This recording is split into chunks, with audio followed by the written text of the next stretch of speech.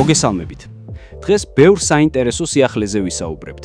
სანამ დავიწყებთ, გთხოვთ დაალაიქეთ ვიდეო და გამოიწერეთ არხი, რათა არხს დაეხმაროთ განვითარებაში.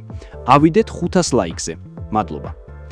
სექტემბერის სანაკრებო პაუზაზე ჩვენი ნაკრებიდან ერთ-ერთი ყველაზე გამორჩეული ფეხბურთელები ხვიჩა კვარაცხელია და ზურიკო დავითაშვილი იყო.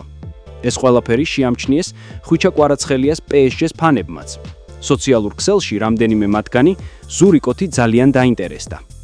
იცით, საქართველოს ნაკრების თამაშებს უყურე და კვარასთან დავითაშვილი ძალიან მაგრად ითამაშებს. ბარკოლასაც აჯობებს. დავითაშვილი აუცილებლად უნდა ვიყიდოთ. საფრანგეთში თამაშის გამოცდილებაც აქვს. ლიგა 2-ში ცოდოა. ზურიკოს თამაშს მეც დავაკვირდი. თურმე სენტ-ეტიენის ფეხბურთელია. იაფად შეგვიძლია ღიდვა. ამ დავითაშვილს წინა სეზონში ჩვენთან გაუტანია. საინტერესო ბიჭია. სანაკრებო პაუზის შემდეგ, 2 ტურის შემდეგ, 2026 წლის მსოფლიო ჩემპიონატის შესარჩევი ეტაპის H ჯგუფში პირველ ადგილს ესპანეთი იკავებს, მეორეს საქართველო, მესამეს თურქეთი, მეოთხეს კი ბულგარეთი. საფეხბურთო გამოცემა ჰუსკორდმა H ჯგუფის სექტემბრისთვის სიმბოლური გუნდი დაასახელა.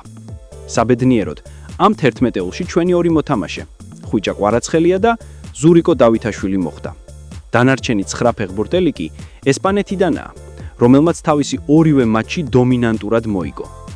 მსოფლიო ჩემპიონატის ოფიციალურმა Facebook გვერდმა საქართველოს ნაკრების 2 მატჩის შემდეგ ჩვენ შესახებ პოსტი გამოაქვეყნა.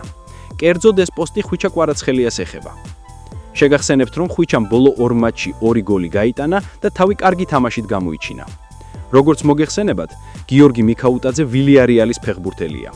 სანაკრებო პაუზის შემდეგ ჟორჟი კლუბში პირველად მივიდა, ახალი გუნდელები და მწვრთნელები გაიცნო. დიდი ესპანური გამოცემა ქართულ შემტევზე სტატიას აქვეყნებს. ორშაბათიდან ვილიარეალში გიორგი მიქაუტაძის ეპოქა დაიწყო. ქართველი ფეხბურთელი პირველად შეხვდა ახალ თანაგუნდელებს და ახალ კლუბს გაეცნო.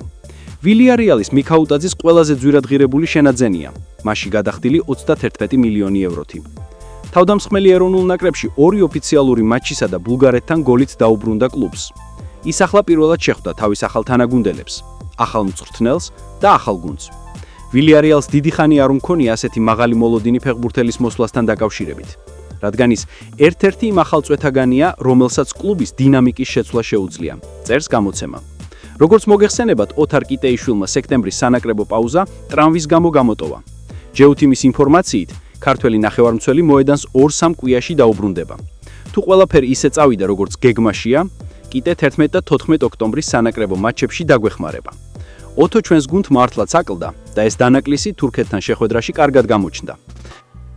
სულ მალე EA Sports-ი საფეხბურთო სიმულატორ FC26 გამოუშვებს. როგორც წესი, ახალი სიმულატორის გამოშვებამდე ცოტა ხნით ადრე, თამაშის შემქმნელები ფეხბურთელების რეიტინგებს აქვეყნებენ, რაც გულშემატკივრებში დიდ ინტერესს იწვევს. გამონაკლისი არც წლევანდელი წელია. უკვე ცნობილია ტოპ 100 ფეხბურთელის რეიტინგი. პირველ პოზიციაზე 91 რეიტინგით კილიან მბაპე და მოხამედ სალახი იწონებენ თავს. რაც შეეხება ხვიჩა კვარაცხელიას, მის რეიტინგში ცვლილებაა და ახლა მას 87 აქვს. შეგახსენებთ, რომ FC25-ის მისი რეიტინგი 85 იყო და საკუთარი შედეგი გააუმჯობესა. ეს კი რეკორდი გახლავთ. საფეხბურთო სიმულატორების ისტორიაში არც ერთ ქართველ ფეხბურთელს 87 რეიტინგი არ ქონია. ნიდერლანდურ მედიაში ვრცელდება ინფორმაცია, რომ შესაძლოა მომავალ ზაფხულს ვიტესში გურამ კაშია დაბრუნდეს. ასეთ ვარაუდს საფუძვლად რამდენიმე გარემოება უდევს. პირველი ის, რომ საქართველოს ეროვნული ნაკრების 38 წლის კაპიტანს ბრატისლავის სლოვანთან ხელშეკრულება სეზონის ბოლოს ეწურება და ახალი კლუბის მოძებნა თავისუფალი აგენტის სტატუსით მარტივად შეეძლება. ვიტეში ლეგენდის შესაძლო დაბრუნების მეორე მიზეზი კი ის სერიოზული პრობლემები შეიძლება იყოს, რომელთა წინაშეც ბოლო დროს არნემის კლუბი აღმოჩნდა. გურამ კაშიას თამამად შეგვიძლია ვიტესის სიმბოლო უწოდოთ. ქართველი მრავალი წლის განმავლობაში იცავდა არნემის კლუბის ღირსებას, დღეს კი ბრატისლავის სლოვანში ასპარეზობს. კაშია სლოვაკურ კლუბთან კონტრაქტის სეზონის ბოლოს ეწურება. შესაბამისად, ზაფხულში ვიტეში მისი დაბრუნება შესაძლებელი ჩანს. კაშიამ ცოტა ხნის უკანას დაამტკიცა, რომ ძველებურად შესტკივა ვიტესზე გული.